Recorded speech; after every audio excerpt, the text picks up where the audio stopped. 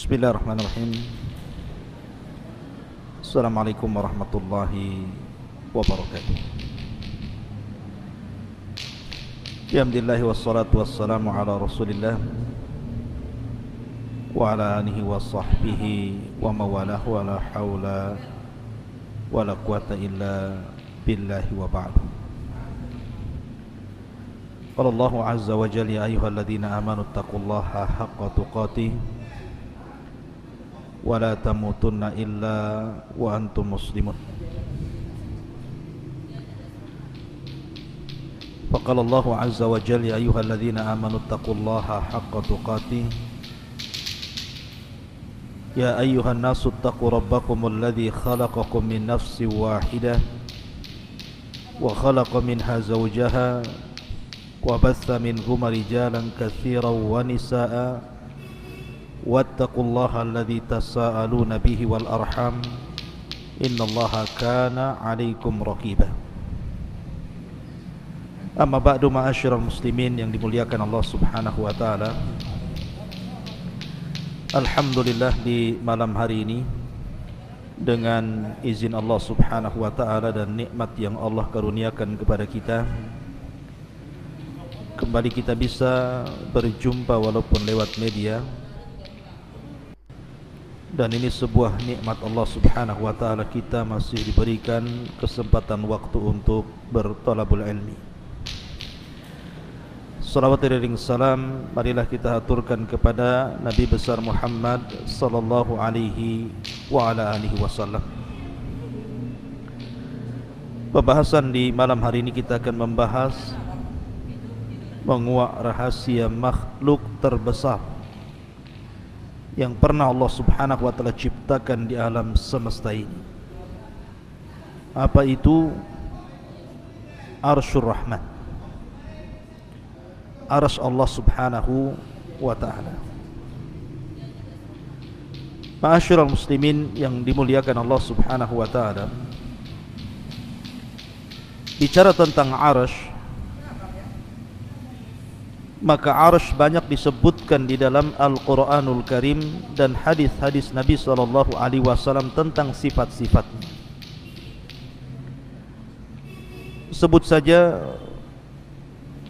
beberapa ayat dalam Al-Quran, contohnya surah Ghafir ayat 7, Allah katakan alladzina yahmilunal arsya wa man hawlahu yusabbihuna bihamdi rabbihim wa yu'minuna bi wa yastaghfiruna lilladzina amanu. Malaikat-malaikat yang memikul arsy dan juga malaikat-malaikat yang ada di sekitar arsy, mereka bertasbih dengan memuji Rabb mereka, dan mereka beriman dengan Allah dan memintakan ampun akan dosa orang-orang yang beriman. Di sini Allah Subhanahu wa taala menyebut kata-kata al-arsy. Kemudian juga ayat yang lain dalam surah Al-Haqqah ayat 17, Allah katakan wa yahmilu arsya rabbika fawqahum yawma idzin thamani. Dan malaikat yang memikul arsy Rabbmu pada hari itu jumlahnya 8. Ada yang mengatakan 8 malaikat yang memikul arsy, ada yang mengatakan 8 saf dari kalangan malaikat yang jumlahnya tidak ada yang tahu kecuali Allah, saking banyaknya. Wa ma ya'lamu junuda rabbika illa hu, dan tidak ada tahu jumlah berapa tentara Allah dari kalangan malaikat kecuali Allah saja yang tahu. Ma'asyiral muslimin yang dimuliakan Allah Subhanahu wa taala. Kemudian juga hadis Nabi sallallahu alaihi wasallam. Nabi sallallahu alaihi wasallam bersabda ketika bicara tentang keistimewaan zikir kepada Allah Subhanahu wa taala, subhanallah wa bihamdihi adada khalqihi wa ridha nafsihi wa zinata arsyih wa midada kalimatihi. Jadi suatu ketika Nabi SAW pernah di masjid sampai waktu duha.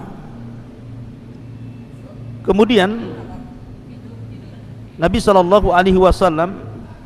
terus menerus seperti itu duduk di masjid sampai akhirnya datanglah sahabat Nabi SAW kemudian bertanya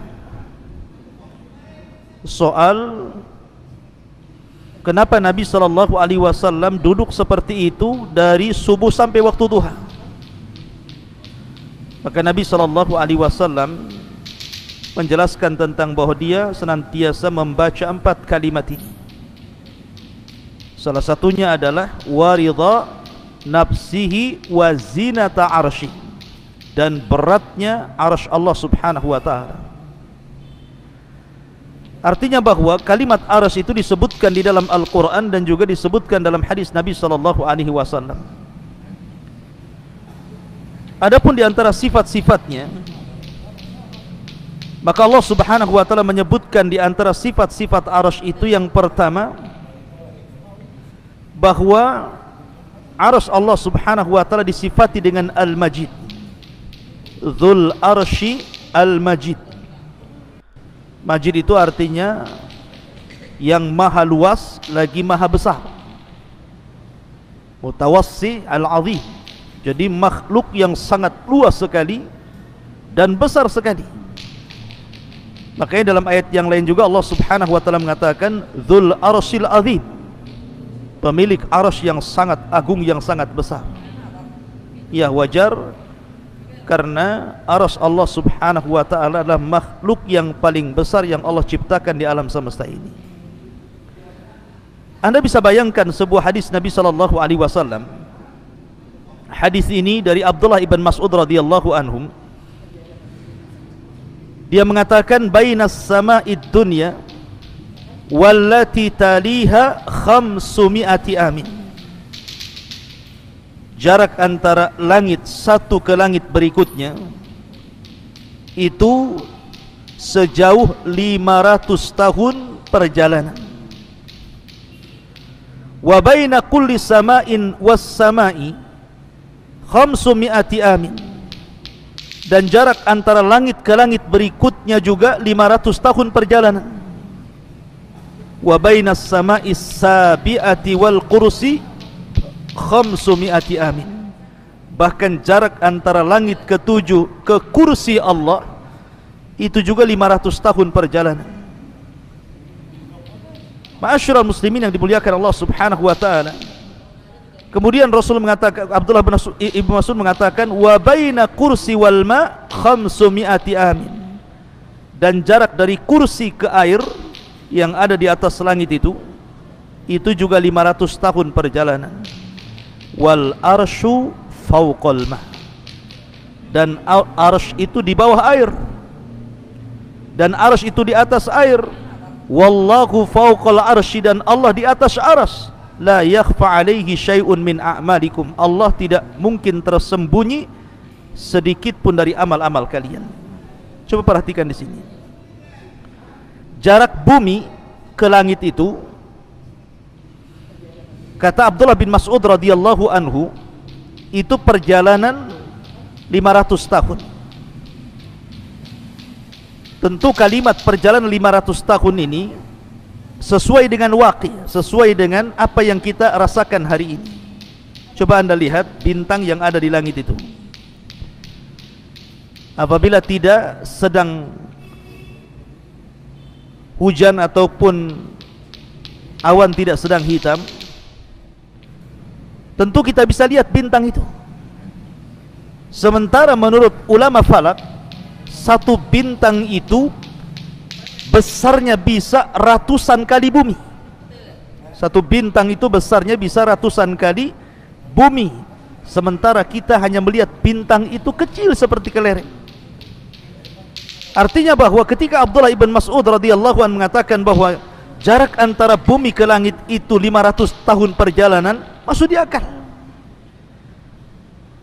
Al-Imam Ibnu Utsaimin rahimahullahu taala ketika memberikan catatan kepada riwayat Abdullah bin Mas'ud radhiyallahu an ini, memang perkataan ini adalah mauquf.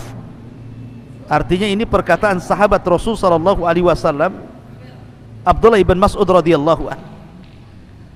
Akan tetapi ini kan perkara gaib. Mengukur jarak dari bumi ke langit pertama, dari langit pertama ke langit kedua, ketiga, keempat sampai ketujuh, dari langit ketujuh sampai ke kursi, dari kursi sampai ke air, dari air sampai ke arasy. Ini kan perkara gaib. Tidak ada yang tahu kecuali Allah Subhanahu wa taala. Dan Abdullah ibn Mas'ud radhiyallahu an tidak dikenal seperti Abdullah bin Abbas suka meriwayatkan dari Israiliyat. Abdullah ibn Mas'ud itu tidak. Dia tidak dikenal suka mengambil dari riwayat Israiliyat, sehingga pertama ini perkara gaib, yang kedua Abdullah bin Mas'ud tidak terkenal mengambil dari kisah Israiliyat, maka Syekh Utsaimin menghukumi bahwa perkataan Ibnu Mas'ud itu ala hukmir raf'i, artinya marfu sampai kepada Nabi sallallahu alaihi wasallam. Lihat bagaimana jaraknya langit pertama ke kedua 500 tahun perjalanan, kedua ke ketiga 500 tahun perjalanan, ketiga ke empat 500 tahun perjalanan, begitu juga sampai ke tujuh. Berarti arsy Allah Subhanahu wa taala itu tinggi sekali, karena di atas air, bumi, 7 lapis langit, kursi, air, arsy, dan tidak ada makhluk setelah Allah yang paling tinggi kecuali arsy Allah Subhanahu wa taala. Adapun besarnya, maka Nabi sallallahu alaihi wasallam dalam hadis Abu Dzar Al-Ghifari radhiyallahu an, dia pernah berkata, "Qultu ya Rasulullah." Aku katakan, "Ya Rasulullah, ayyuma anzala 'alaika a'zam?" Surat apa yang turun kepadamu yang paling mulia dalam Al-Quran ini? Maka Nabi SAW mengatakan ayatul kursi, ayat kursi. Kemudian thumma qal, dia mengatakan, ya Abu Dzar, mas samawatu sab'u ma'al kursi illa kahalaqati mulqatin bi ardi falatin wa fadlul arsy alal kursi ka fadlil falati alal halaqati. Ya Abu Dzar, sesungguhnya 7 lapis langit ini bila dibandingkan dengan kursi Allah, maka seperti cincin dilempar ke padang pasir. Jadi kalau seandainya kita bandingkan besarnya 7 lapis langit itu, yang satu langit saja, langit dunia terbentang dari barat ke timur, utara dan selatan, hampir tidak ada batas dan tidak ada tepinya. Lah besarnya langit pertama digabungkan dengan langit kedua, digabungkan dengan langit ketiga, keempat, kelima, keenam sampai ketujuh, kemudian dibandingkan dengan besarnya kursi, maka Nabi SAW mengatakan 7 lapis langit itu ibarat cincin yang dilempar ke padang pasir, dan padang pasir itu kursinya Allah. Kemudian Nabi SAW mengatakan wa fadlul arsy alal kursi, adapun keutamaan arsy dibandingkan kursi, ka fadlil falati alal halaqah, seperti keutamaan al-falat di atas cincin halaqah tadi. Artinya bahwa kalau seandainya kursi Allah Subhanahu wa taala digabungkan dengan 7 lapis langit, kemudian dibandingkan dengan arsy Allah Subhanahu wa taala, maka seperti cincin dilempar ke padang pasir, cincinnya itu kursinya dan 7 lapis langit, adapun padang pasir itu arsy Allah Subhanahu wa taala. Anda bisa bayangkan besarnya arsy Allah Subhanahu wa taala dan tingginya arsy Allah Subhanahu wa taala.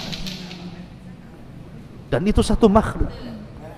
Bagaimana dengan yang menciptakannya? Allahu Akbar, Allah lebih besar dibandingkan seluruh makhluk. Ma'asyiral muslimin yang dimuliakan Allah Subhanahu wa taala, bahkan ketika Allah Subhanahu wa taala dan Rasulnya menceritakan tentang malaikat-malaikat yang memikul arsy, dan itu sudah saya sebutkan di awal, di mana Allah Subhanahu wa taala berfirman tentang masalah para malaikat pemikul arsy ini, wa yahmiluna arsya rabbika fawqahum yauma idzin thamaniyah. Dan malaikat yang memikul arsy Rabbmu pada hari itu di atas, wa yahmiluna arsya rabbika, dan malaikat yang memikul arsy Rabbnya jumlahnya samaniyah. Saya katakan di awal bahwa kalimat samaniyah, kalimat 8 ini, ada yang mengartikan maksud 8 di sini artinya 8 malaikat. Tapi ada juga yang mengatakan yang dimaksud 8 di sini adalah 8 saf. Jadi malaikat itu bersaf-saf ketika memikul arsy Allah Subhanahu wa taala, sehingga jumlahnya 8 saf. Dan satu saf itu tidak diketahui berapa jumlah malaikat yang memikul arsy Allah Subhanahu wa taala. Nabi sallallahu alaihi wasallam pernah bersabda dalam hadis Jabir bin Abdullah radhiyallahu anhu, "Adzina li an uhadditsa an malakin min malaikatillah min hamalatil arsy." Telah diizinkan kepadaku oleh Allah Subhanahu wa taala agar aku menceritakan tentang satu malaikat dari sekian malaikat-malaikat Allah, dari malaikat-malaikat pemikul arsy. Perhatikan di sini. Nabi sallallahu alaihi wasallam ingin menceritakan berapa besarnya malaikat dari sekian para malaikat yang memikul arsy Allah Subhanahu wa taala. Kata Nabi sallallahu alaihi wasallam, "Innama baina sakhmati udhunihi ila atikihi masirata sab'umi'ati amin." Jarak antara daun telinga malaikat pembawa arsy ini sampai ke pundaknya itu sama dengan 700 tahun perjalanan. Dari daun telinga sampai bahunya di sini. Panjangnya lehernya malaikat pemikul arsy itu sejauh 700 tahun perjalanan. Subhanallah, ini baru mensifati lehernya saja. Kemudian dijelaskan juga, ini baru menjelaskan lehernya. Kata Nabi sallallahu alaihi wasallam, dan tingginya malaikat ini, malaikat pemikul arsy ini, kakinya, rijlahu, qad maraqat rijlahul arda sabi'ata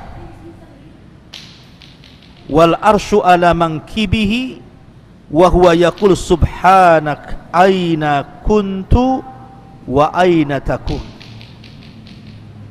Di mana kedua kaki malaikat pemikul arsy ini nembus sampai ke lapisan langit yang paling dasar. Bayangkan, kedua kaki malaikat pemikul arsy ini menembus sampai ke dasar yang paling dalam dari lapisan-lapisan bumi. Kemudian badannya menjulang menembus lapisan-lapisan 7 langit yang ada di langit, sampai melintasi kursi, sampai melintasi air, sampai kemudian pundaknya baru memikul arsy Allah Subhanahu wa taala.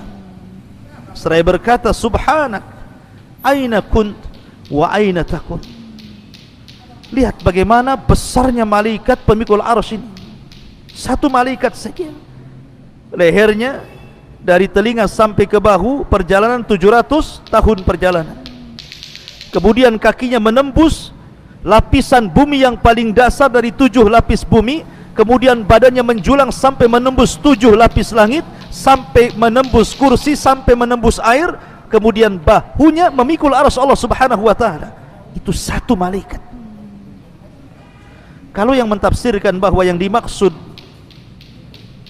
dalam Al-Quran, wa yahmilu arsya rabbika fawqahum yawma idzin thamani, dan yang memikul arsy Rabbmu fawqahum yawma idzin thamaniyah, di atas mereka pada hari itu thamaniyah, 8 sab-sab malaikat yang tidak ada yang tahu jumlah mereka kecuali Allah.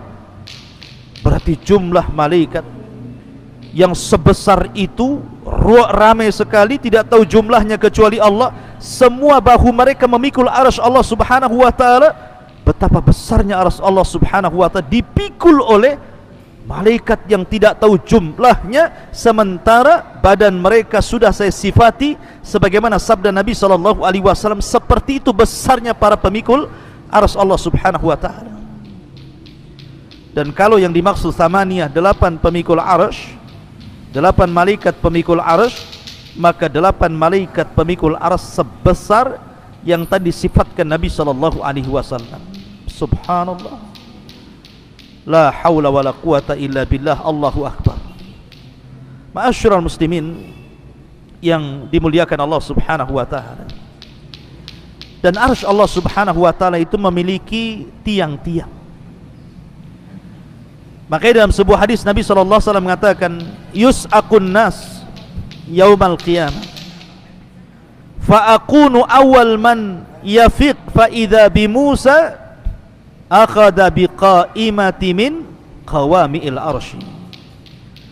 Pada hari kiamat manusia akan dipingsankan, maka aku orang yang pertama kali siuman, maka aku melihat Musa sedang memegang satu di antara tiang-tiang arsy Allah subhanahu wa ta'ala. Artinya arsy itu punya tiang. Kemudian juga arsy adalah atapnya sorga.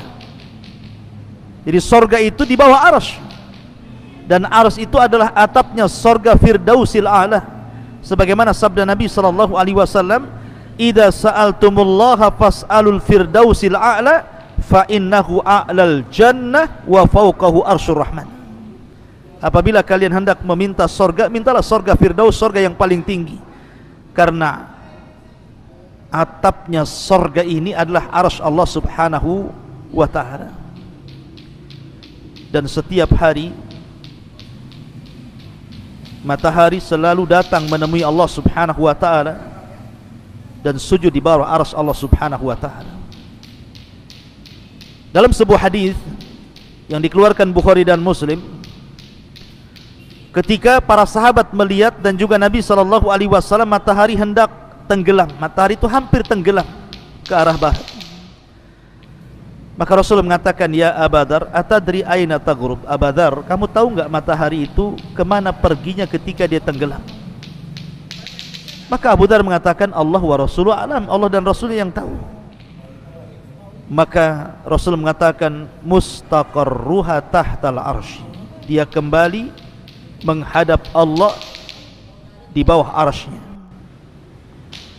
Fa innaha tadhhabu hatta tasjuda tahtal arsy. Matahari itu ketika tenggelam dia berupaya pergi menghadap Allah, kemudian sujud kepada Allah di bawah arsy Allah subhanahu wa ta'ala.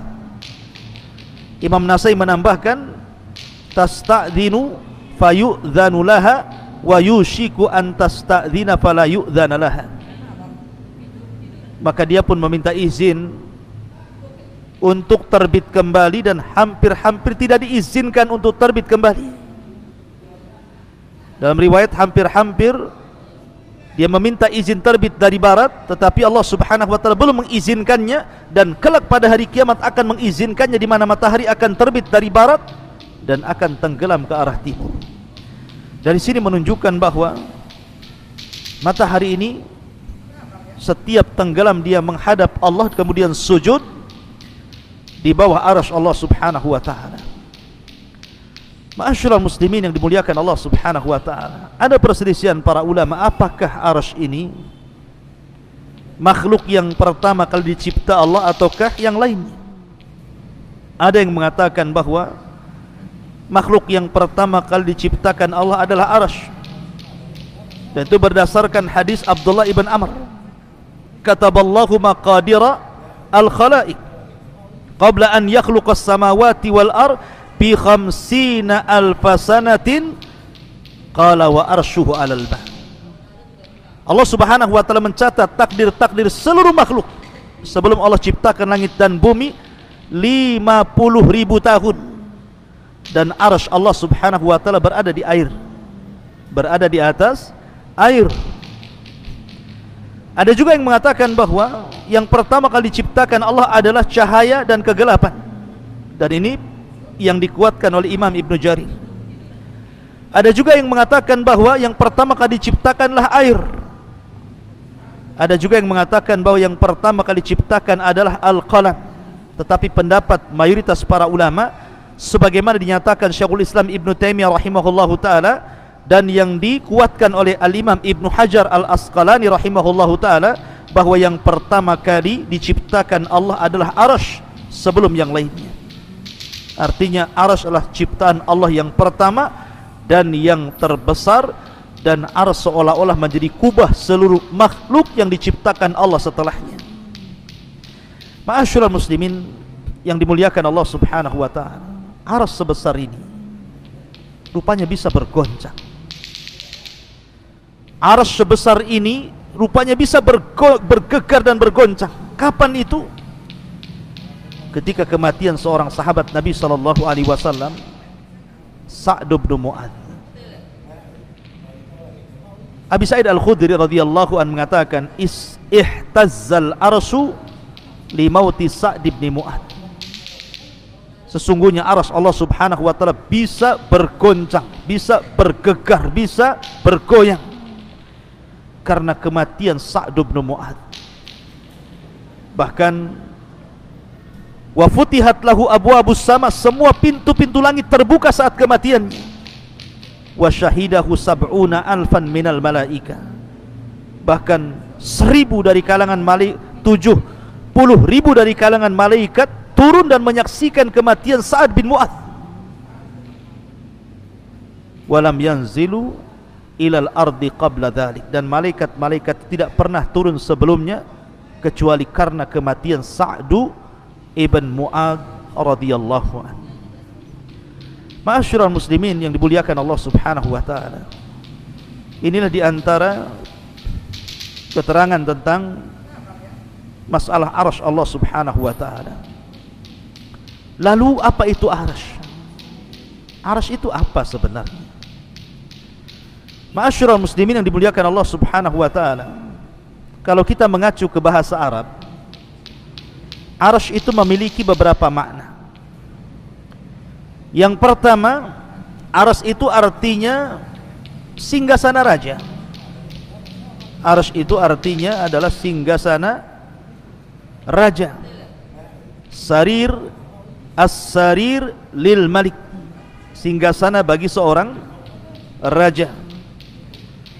Dan itu sebagaimana isyarat firman Allah Azza wa Jalla, walaha arsyun azim.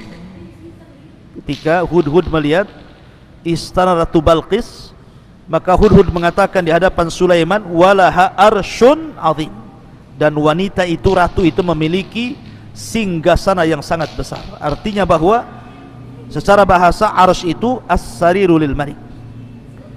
Ada juga yang mengatakan secara bahasa bahwa arsy itu syaqful bait, atap rumah itu disebut arsy.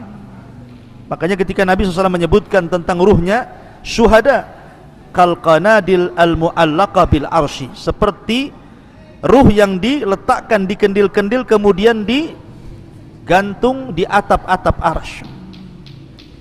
Ada juga yang mengatakan yang dimaksud arsy secara bahasa itu artinya tiang dari sesuatu, tiang dari sesuatu. Kemudian juga ada yang mengatakan bahwa arsy juga, ada yang mengatakan bagian dari punggung kaki, bagian daripada punggung kaki, wallahu alam. Tetapi Al-Imam Ibnu Katsir rahimahullahu taala ketika menjelaskan tentang makna arsy Allah Subhanahu wa taala, ketika mereka mengatakan apakah kursi adalah arsy, kemudian ulama menjawab bahwa kursi sendiri arsy sendiri. Adapun kursi adalah maudhi'u qadamar rahman, tempat berpijaknya kedua kaki Allah Subhanahu wa taala. Ini menurut pendapat yang paling sahih, dan arsy itu jauh lebih besar dibandingkan itu. Dan arsy adalah singgasana Allah Subhanahu wa taala yang memiliki tiang-tiang yang besar sekali, kemudian juga memiliki lebar yang luar biasa, memiliki besar yang sangat besar, dan dipikul oleh 8 malaikat atau 8 saf para malaikat. Dan arsy Allah Subhanahu wa taala makhluk yang pertama kali diciptakan Allah Subhanahu wa taala. Itu menurut Al-Imam Ibnu Katsir rahimahullahu taala dalam kitabnya Al-Bidayah wan Nihayah. Wallahu a'lam bissawab. Mungkin ini yang bisa sampaikan, mudah-mudahan ada manfaatnya. Subhanakallah bihamdika asyhadu an la ilaha illa anta astaghfiruka wa atubu ilaik. Allahu taala a'lam. Assalamualaikum warahmatullahi wabarakatuh.